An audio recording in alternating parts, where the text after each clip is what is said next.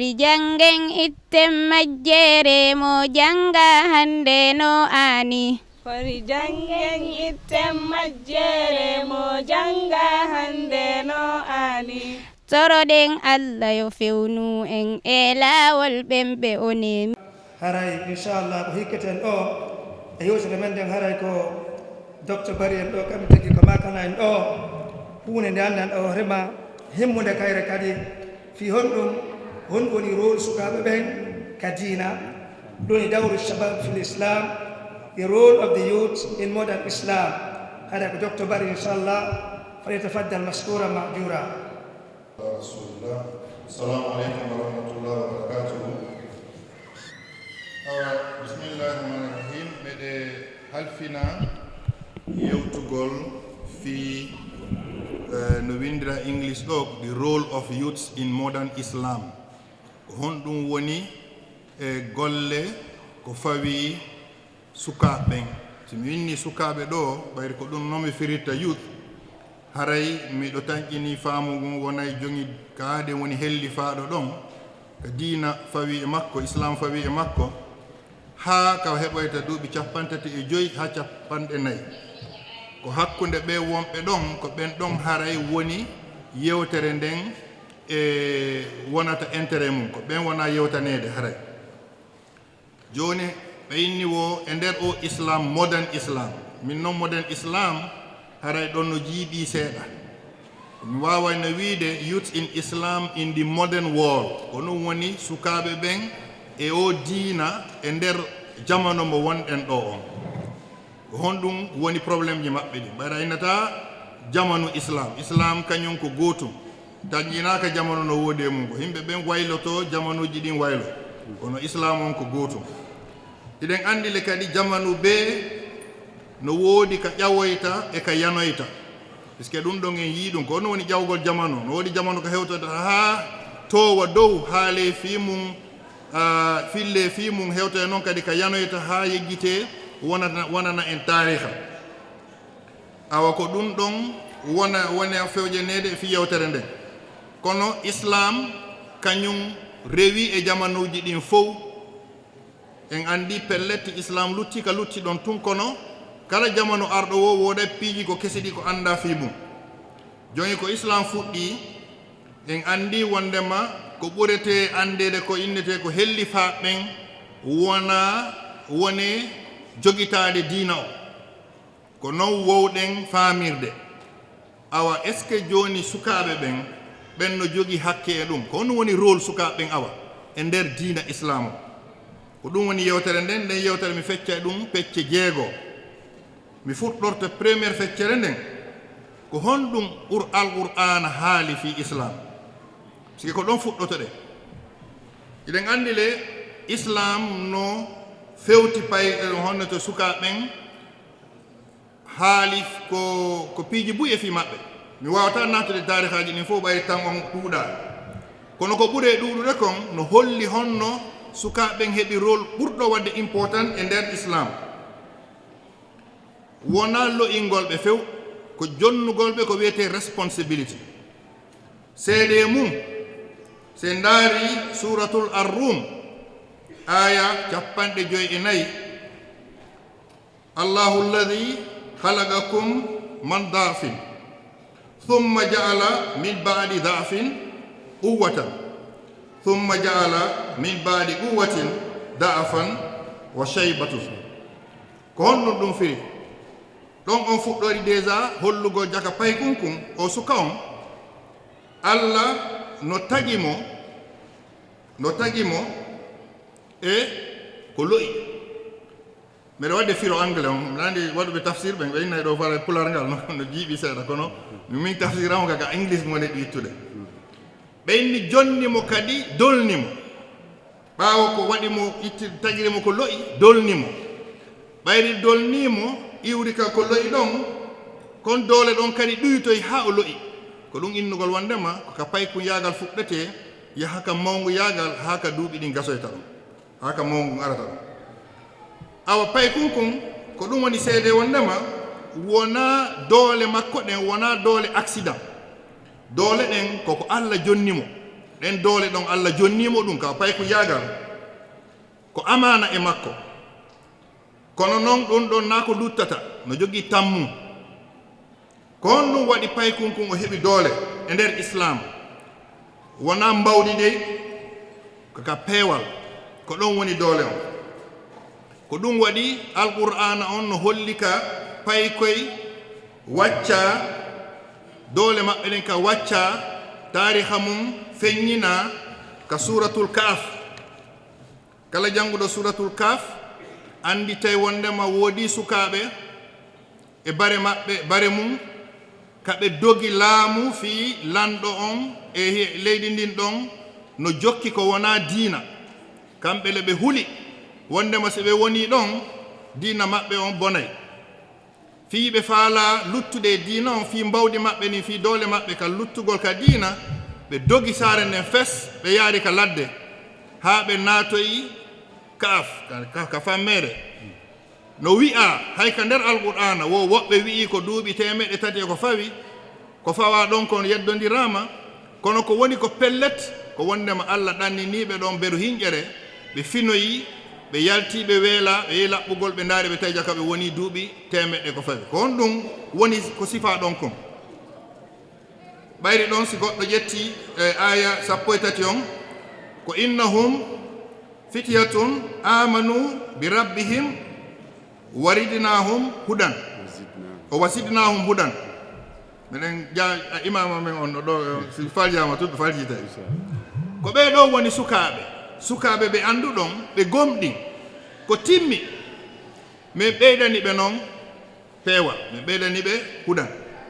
awa ɗum ɗon ko ɗum ɗon fawi hande suka jamanu men ko ma ɓe fuɗɗora tawo gomɗingol Allah ɓeydana ɓe peewal on yii ka on aya ɗon ko fuɗɗori ko wondema ko gomɗiɓɓe si min ɓeydani ɓe peewal awa ko noon Allah faalira ko ma taw paykunkun wona gomɗinɗo on konko suka on kan o wona gomɗinɗo gomɗina Allah o tawa hara koko Allah daali kon tun o waɗata ko Allah yamiri kon o waɗata ko Allah haɗi kon o acca si Allah noon tiiɗinamo e nder koko gommi ɗon fewnamo e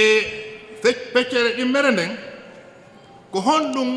woni e sengo Muhammad sallallahu alaihi wasallam ko waweten jangude e fi sukaɓe en andi le pellet suka on no e nder ka sira Muhammad sallallahu alaihi wasallam e nder tariha maɓɓe on piiji buy haalama ɗon wono seede mum woodi hadith ka wi'a wondema wo kaka teppere maccuɗo on wo teppere maccuɗo on wawayta buusude ma waɗe muuf ñande dargal si wona hara o landaka e nder gurnam makko ɗan ko honɗum o wonno e waɗude awa ɗum ɗon noon no tawa e suka yagal makko ngal ko ɗum woni suka on o suɓama ɓayri ko ɗon fuɗɗode doole makko ɗen woni ka rewgol Allah ko ɗum waɗi o suɓaka ka nder misal ji go kan ne jonna ɗo ka sukaɓe e nder sira Muhammad sallallahu alaihi wasallam holla ɓen ɗon ko ɓe waɗi e nder diina no tawa attiɓe ɓen ɗon Ali ibnu Abi Talib ko paykum no inna e nder histoire on tarih on kanko atti tuuɓude e fayɓe ɓe kono ndaare ñande hijira on fuɗɗoto ñande ɓe eɓɓanno warugol Muhammad sallallahu alaihi wasallam ko kanko nulano yo waalo ka danki o muuro o fado arayɓe warama Muhammad sallallahu alaihi wasallam ɓe ɗon anno aroɓe wara ɓen wawno arde waramo ɗon andi si wonano cuucal makko ngal ka woni paykun ɗon ka woni suka ɗon ɗum ɗon o suusatano ɗum wadde ko gomɗini kon pelletti waɗi ha o suusi wadde ko waɗi ɗon ko goɗɗo go kadi no jonna misal mum Usama ibnu Zayd mo annduɗa yonano hay duuɓi sappo heɓano hay duuɓi 17 ko Muhammad sallallahu alaihi wasallam hikkinimo yeeso e dow hellifaaɓe buy heccuɓe mo buy no tawa e misal kadi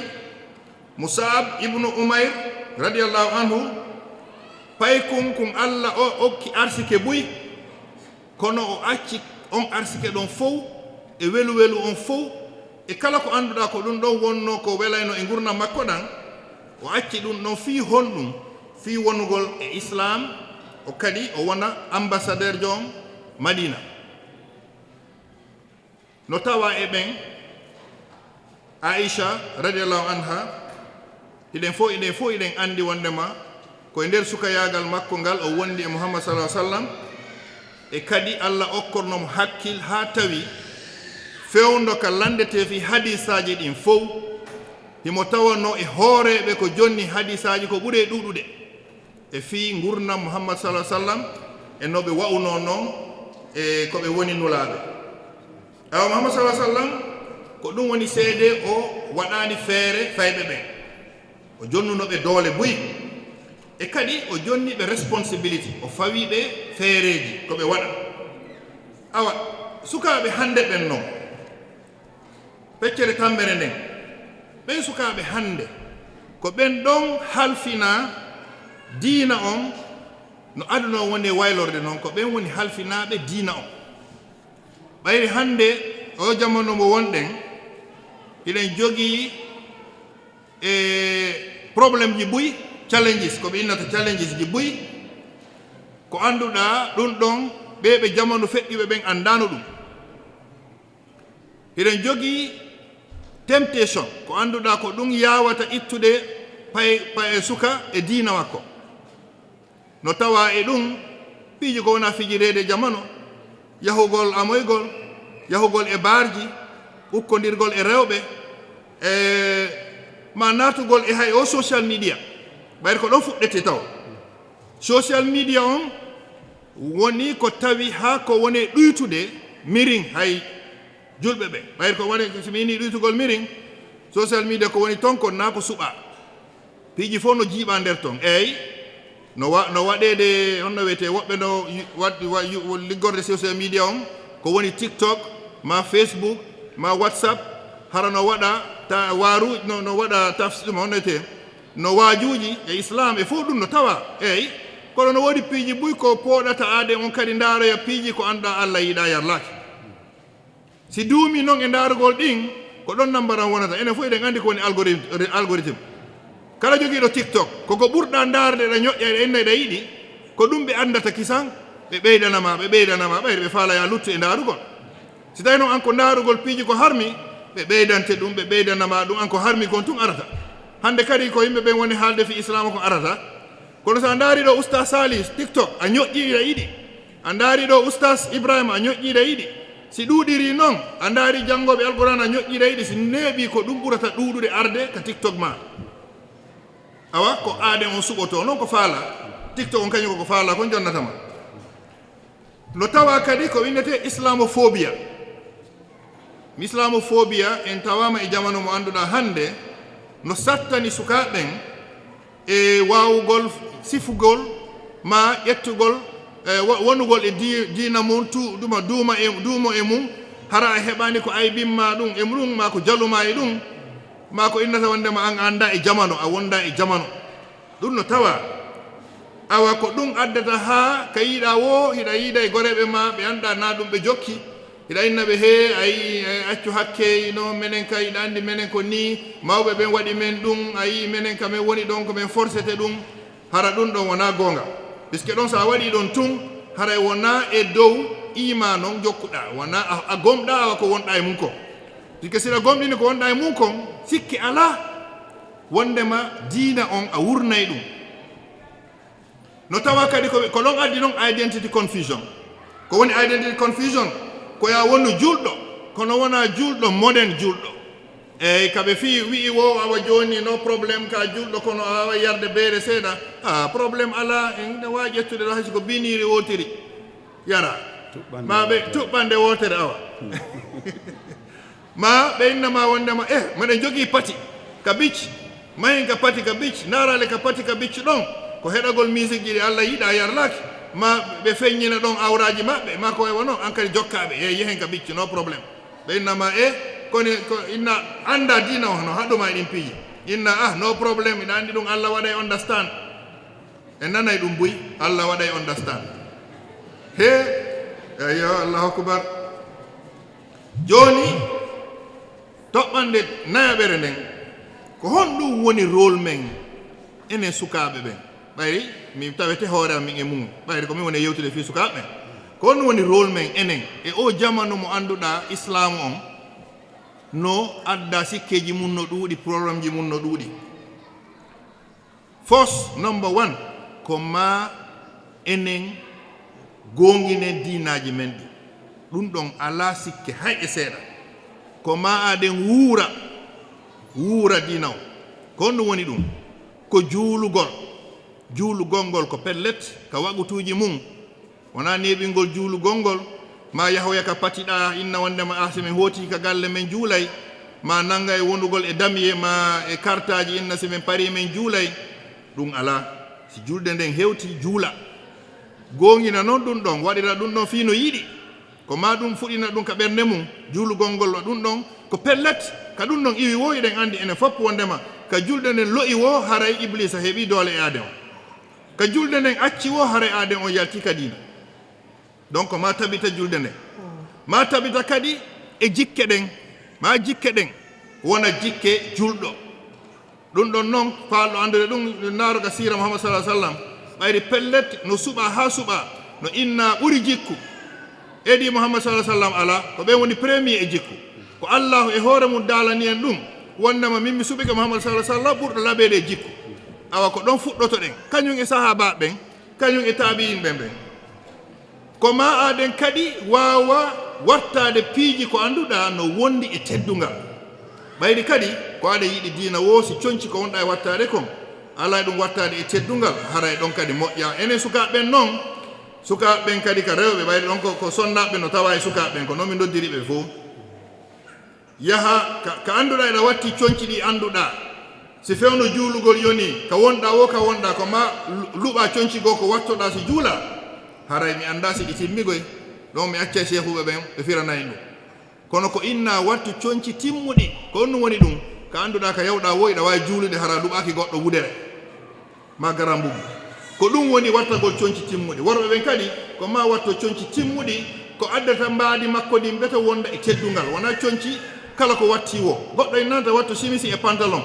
ma t-shirt e pantalon kono watta tun awa ko annduɗa gite ɗen si daarima tun hakki kin aray kisan oɗo no wondi e teddungal accumi teddinam par ce que coñci ɗin kadi no wawa teddinde goɗɗo e dow noon har aden on no wondi e diina on no wondi e needi ndi ko ma wonde en peewal ko ma wonden e peewal par ce que angal peewal ko jamanu mum wonɗen hanki mi wanno conférence to honno wiyete ka inside training mi inni en jande an nasara ɓayde minen komin janngoɓe jande an nasara ha woɗɗi ko ɗon min ɓuri duumude mum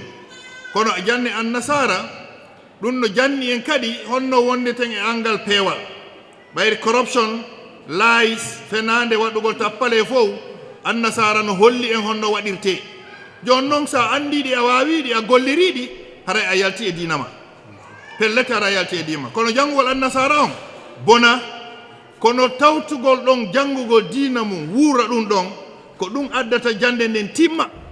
wonda ko nafi ɓayri jande timmata si wona waɗu round janga annasara on wawa ko wawete kon ɗon aduna ma on timmina ɗum hara ka yahuɗa wo heɓay golle kono janga kadi diina ma on jikke ɗen e kuuɗe ɗen wona kuuɗe diina kuuɗe islam ɗum ɗon ko enen fawa ɗon enen sukaɓe sakkitoren ɗon kadi wonden e yurmede sike yurmede kadi no manki wonden sike yurmede hakkude julɓe ɗum ɗon wona hay ko ibada no ɗum ɗon wona hay innugol ko misal ko fawti ɗon laɓɓen gandal nafaygal enen fof ila andi ko woni gandal nafaygal ko gandal diina en wawata tun luttude e heɗagol conférence ji e narugol tiktok ji sinken ko ɗum ɗon lutti ɗum ɗon tu yona e gandal men ngal yonata ko ma laɓɓen gandal enen fof en foti janngude wonen taaliba ha ñande mayɗen noon ɓayri gandal ngal gasata kono si aɗen walli si goɗɗo walli si a walli hoorema a laɓɓi gandal no gasa a majjata no gasa piiji ko majjirnoma wallete fewnoma minna noon to lando jooma gande kono kadi ko landiɗa wo ko landiɗan kadi wakkilo an kadi janggano ɓen ɗon heɓiri noon hara onon fof iɗon yaadi e mum ɓayri pellete no wiya qul hal yastawi alladina yalamuna walladina la ya'lamuna jogiiɗo laɓɓuɗo gandal ha heɓingal on ɗon eɓɓodirtake emo ala gandal fes awa laɓɓugol gandal ngal ɗum no fawi en fof enen julɓe ɓe no tawa kadi ko wiyete digital ambassadors of Islam eyi ko gonga TikTok no ton Facebook no ton kono enen kadi en wawi hutorde ɗi fi yaajinen diina on fi ɓeya kañum kadi heɓa ko andi e mu'um heɓa hen gandal heɓa hen kadi no ɓe wona wallideren kono kadi ko ma enen holliren ɗen wakkili fi jikkuji men ɗi fewnen ɗi anden hara wona yen yahu ton tun fi yeddodira wona yahugol yeddodirgol e himɓe ko hombo ɓuri gandal puisque kadi jangi janga ɓuri hurmude ko ɗum ɓuri hulɓinade wonde jangga e seeɗa sikka jangi boyi ara nanga e dartagol janguɓe en wattane hakkille ɗum aɗen yo jangu taw ha puisque ko jangi o ko jangi pellette no woodi ɓurɓe ma jangude laabi wulure ɓi koɓe andi piji ko anda ko ma aɗen yaajina hakkille mum kin kadi teddina luttuɓe ɓen hay si tawi ko yeddodira no gasa ka wona hakkude mon e dow no piiji no waɗirte kono wona ya dartoɓe ha ayɓinaɓe ma yennaɓe ɗum ɗon ko angal gandal no tawa kadi ɓe annduɗa ko ɓen wallata hawta himɓe ɓen adda ɓe wona ɗum ɗo hannde mi weltanike ɓe maasi youths ɓe maasi ɓen ko ɓe waɗi ɗo ngal dental ɓayri ko ɗum ɗo woni ko wallata kadi andintingol en fi diina men on ɓayri ko aɗen sikki no andi wo no gasa si ari ɗo woday goɗɗum ko hocci ɗo naɓori ko annduɗa o andano awa ko ɗum ɗon waɗi enen fof iɗen haani kontinde waɗugol sifa ɗum no ɓuri ɗuɗide wono moƴƴi kadi wonda e honno wiyete patience honno wiyete hara hawjani awa hara hawjani hara wonani tal ɗuɗuɓe yeddugol ma ɗuɗuɓe addude probléme ji kadi toujours hara no miijo ko woɗɗi par ce que ko paykunkun ko ɗon diina wawata fuɗude anda wondema duuɓi makko ɗin ko Allah jogi mo wawa wonde ha wona hellifaɗo kono mo wawa ronkude wonde ɗum kadi ɓayri nden andi mayɗen nden no way arde anytime ko ma wonen kadi rôle modèle akhlaq ko hisnul khuluq ko ma wonen modèle rôle modèle diina on Allah no waɗi noon mi daari tariha fulɓe ɓen islam no ari e fulɓe ɓen hari islamu muhammad sallam ko feƴƴini hara waɗani hay duuɓi temedere si fulɓe ɓen woni julɓe hari waɗani duuɓi temedere on anditi ɗum ko 700 honno wiyete BC no BC 700 kay after AD ko ɗum woni kontugol jongi ko muhammad sallam feƴƴini 635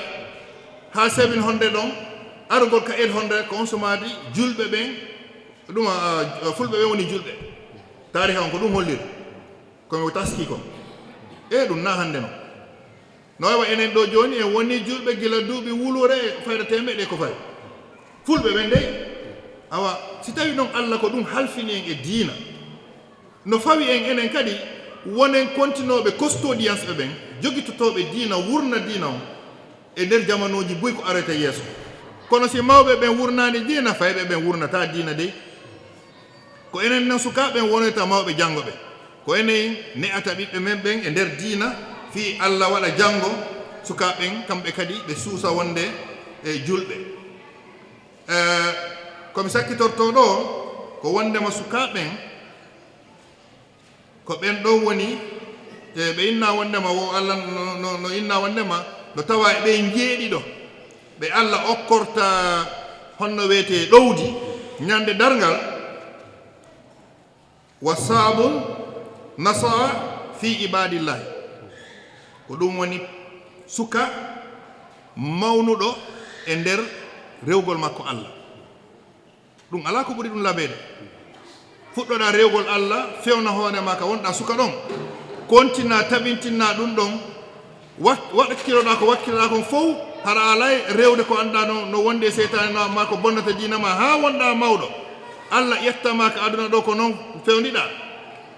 ɗum ɗon ko okko dokkal welngal no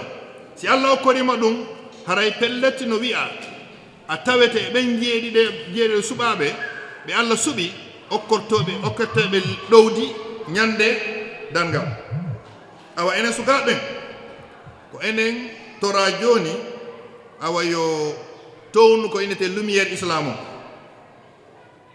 ko yen juulu fewndo ka lowɗen e fii honno wiyete miile aduna ɗon koye tabintin diina e men fewndo ko lowɗen ɗon fii miile aduna puisque miile aduna ko pay koye ɓurta tampinde e ɗi mawɓe ɓen mawɗon so yewti e saa inna he awa alhamdulillah no gasa pay ko yagal feƴƴi joni o yomi tabitu joni fii diina on kono pay kunkun ma suka on jeunesse on duuɓi ɗi mi holliri ɗin ko ɗon iblisa ɓurta wawde hunnande suka on e no mi wiirno noon ko ma o tabintinna juulugol ngol ko ma o tabintinna janngugol alqur'ana ɗum ɗon koko haala ko laaɓi poyi wondema alqur'ana on janngugol mo toujours wallete hara seytane wawantama ko ma needi wona e paykunku o suka on ko ma kadi o wawa yanganade ɓe o foti yanganade ɓe woni ko mawɓe makko woni ko hellifaɓe woni ko communauté on o foti wakkilade yangalngol ɓen e kadi tuububu yonta yo tabitu e makko toujours harayimo tuuba e Allah ko ɗum ɗon woni ko aden woni wadde conclusion ɗon inna wondema suka on wona probléme fotaɗo waɗede fixe wona o probléme de ko kanko Allah halfini diina on ɓayri ko an inna wondema diina on no fuɗɗi ka khalifa ya kono woni hellifaɗo ene fof eɗen andi hellifaɗo ka innani sa heeɓi duuɓi 50 ma duuɓi 40 so wona hellifaɗo no ɗum noon no haalano laaɓi poyi ene fof eɗen andi ko ɗum woni suka on noon fuɗɗoto hellifayagal makko ngal te kadi Allah suɓani en addinen o jamanu ɗo ɓay mistake ɓayre en andi Allah watta mistake Allah fayata ko enen suɓa addaɗo awa ko enen jonna celen fiino wurniren diina on fewndo ka nanditata e men hara no ɓuri sattude ɗon awa ko ɗum ɗon haray torondirɗen ɗon kadi mi gaynata haala kan sina fillitagol wondema laɓɓen gandal ko ɗum ɓuri laɓɓugol ko goɗɗo miiji e fii diina kon ko laɓɓugol gandal ngal wona innugol honɗum miijiɗa e ɗum honɗum sikkuɗa e ɗum ɗum ɗon wona gandal diina noon diina kanka haala wo ko inna ko alqur'ana wi'i ma hadis on wi'i ko iwe ɗon wo ko goɗɗo miiji kon ɗum ɗon nafa mum ala ko rewgol ngol wona innugol a wona activiste ka yiɗa woyɗa dari inna diina ko islam ko neni non ko ma wuura diina on taw a wuura e diina on feeña e ma hara an on bete ka dariɗa wo ɓe inna e yo sa haali goɗɗo heɗoto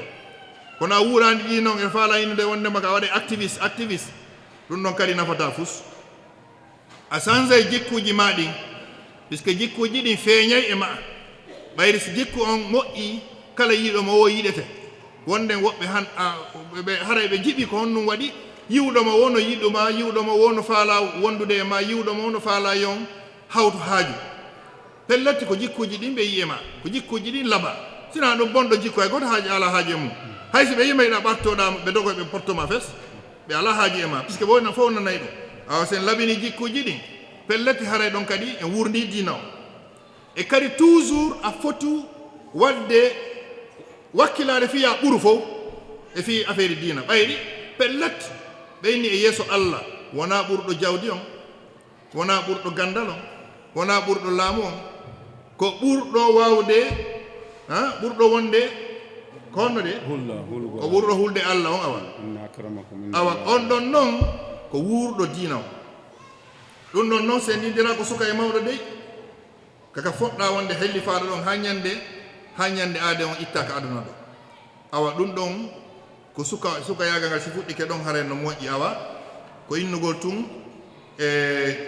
anditen wondema suka yagal feƴƴay law maw yagal aray law goɗɗo sikkay ko suka ha ñande goo tun tawa jaka na suka hande kadi ko fastabiqul khayrati awa islam ala modern islam ko islam wi'a ko jamanu men on wurneten islam jamanu ɓe wurnay islam awa enen kadi jamanu men on wurnen islam no haniri noon ko ɗum ɗo e wiyaɗen kono ɗo hande kala innuɗo ko modern islam haray ko on fuɗɗi majjere nden ɓayde modern islam ala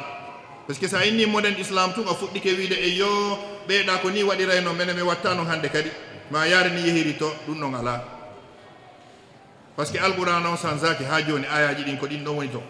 duuɓi wulure temeɗɗe nayi ko fawi si modern islam waɗayno ɗum gasa woɓɓe go arano inna kadi ɓeyden aya seeɗa ma aya seeɗa modern islam ala jamanu be islam alquran on no allah wallidirimo ɗon no woodi tariha mum ka goɗɗo yiya feere mum ha haajuma sotta enen ko islam on ƴetteten waɗen interprète jamanu men on waɗen ittu jamanu men on waɗen interprète islam o ko ɗum mi heɓuno komi yewta assalamu aleykum wa rahmatullahi wa barakatuh. وعليكم السلام ورحمة الله وبركاته. جزاكم الله خيرا. يا سبحانه وتعالى النبي من قال كتير قلت من اليوم من شنو من يوم من كذي بس ما تعرف هتقول بيت تقول ممكن يكون كل كل تيا على يسيبني كنا في سكان بهم على رجال بهم كل سكان بهم ونكون سبحانه وتعالى توني النور أنتوا سبحانه وتعالى كل نور تنبأ يسوع نبارك يا إن شاء الله على رجال كتوم سيدنا إبراهيم تابينه سامينا فتن يذكرهم يقال له إبراهيم لو كان بيننا من أنيس كنولا في إسلاموجي كنون كو إبراهيم وياتي أنو هركب سكا أني كان يعني عائشة رضي الله عنها كم كان بفكر إنه في يوم النبي صلى الله عليه وسلم فكر إنت تمر في بسبوجة كنا عندي وند بهون بفلك حديث هذه يبقى تنا الله صلى الله عليه وآله وسلم حديث 2200 حديث ونك بفلك الله صلى الله عليه وسلم تأكل دود بسبوجة جت ونك بتجينه فنقول لنا بفكر عندي كم سبيا كم كمان يجتون قبل ودي هندم الجوال نتورا سبحانه وتعالى نكدي سبحانه وتعالى أن هو ما هو يجوك يقول أنام سلام. كم فعلوا ودرك نونا جديدي هنا كسارة قاعد عندنا دانو تامبيني يمبر. أرانا أنكو ويت high blood or tension. إذا بندو كويت diabetes or diabetes. Yimɓe bus jooɗi ke ha balaɓe andata ɓe wondi e o nawnare hara tampiniɓe so komin addi o konngol andintina yimɓe ɓen yohugol l'hôpital walla waɗa sik advice law ta accu ha on tigi hara paralyse naati o on tigi wawa naali hoore mum innano yohude l'hôpital fi tension on ko ɓuri yimɓe watta complain o ko addata e yimɓe ɓen woɓɓe no inna hara hoore no muusaɓe so wattani yila noon ko addata hoore muusa e ɗum no ɗuuɗi kono si tawi a woni fayda hay fay ɓe no heɓa hay blood goye kono mawɓe mi boni e wadde o janduɓe seeɗa ɓe mi woni e wadde advice sa yi hoore no muusa wansine wala a yari parastamol ɓuttali ko si tawi ko pressure ɓuttatade hoore no muusa on tigi si no giileɗe o hara wonde waɗa filasif junngo woto ngon hara no waɗi wik seeɗa no moƴƴi yaha l'hôpital ɓurɗo ɓaɗade on tigi ɓe cakana on tigi waɗa advice ɗiɗaɓum ɗum woni fi o nawnare wiyetede diabetes woɓɓe no inna okke ko wonɗen e ñamude kon fine kono woɓɓe no heɓude diabetes hara na because ko ɓe woni e ñamude kon kono haray ko ɓanndu ndun no heɓi probléme no on tigi gollirta sukkar o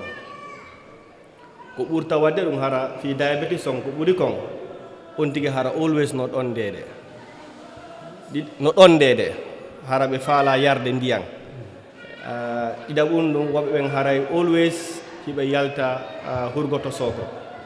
ɓe waɗa fi most of the time wonde ko ɓuri kon on tigi jotto leere tati ha nayyi si wawa yahude ka hurgo kono noon no waɗi dépend no on tigi yariri noon kono on tigi no ɗonde no yara ko heewi no yalta kadi ko heewi wonno si taw ko jooma ɓanndu num yi on hara ɓanndu num kadi aynayi on tigi ɓanndu num no yoosude so ɗum fof ko misal seeɗaji because time ala ko hollira a sikki ɗe no moƴƴi on tigi yaha waɗa test ndaara si tawina ɗum ɗon fii honno waten moytade fewndo enen fof ko ɓuri wadde important ko waɗugol exercise fewndo woɓɓe men no mari oto seppata joni woɓɓe no mari welo seppata joni so ɗum no moƴƴi at least 30 minutes seppugol ñande wo ñande ɗum no moƴƴi ɗiɗaɓum ɗum woni ndaren ko wonɗen e ñamude kon rewɓen yaafoto kono fewndo ala safsafalji ɗi ala ka marché ajano ton kadino ton different things te fayda in the past yimɓe ɓen ko lanɗan rek ɓe waɗayno ko ñamete maɓɓe kono woɓɓe waɗay lanɗan ɓe ɓeyda toon aja ɗiɗi waɗa toon taggoto bala andata ñamete on haray ɓeyna noon ko ɗum ɓurta welde kono haray ɗum ko tampinayi ɓandu ɗum fi waɗugol contrôle pression so wattanan yiila e ɗum ɗon e ñamugol ko waɗi graisse e nebban woɓɓe si ñamali ceepon hara junngol ngon ala e sintude nebban ɓe weltaki ɓeynayi haray no yoori kono wattanan yiila e koɓe wonɗon e ñamude kon si on tigi yi tawi ɓandu ɗum sella o ala e famude ɓandu ɗum lopitanje ɗin no ɗuuɗi Allah waɗi ɓuro ɓen ɗo doctaɓe e nosiɓe no ɗuuɗi ga golloɓe ka lopitan ko noddugol ɓen ɗon ndaara honno wawa toon wallitade si tawi oto lopitan on no woɗɗi on tigi hara noon na juutingol haala kono ko andintingol rek kala ko wonɗen e wadde toppiɗo ɗen cellal men eyyi so ko ɗum mi falno ɓeydude ɓayri niɓɓi en fuɗɗanoki on time te topic mo oustage wawi ƴettude on ko topic ɗiɗi eyyi mi haɗa ɗo assalamu aleykum wa rahmatullah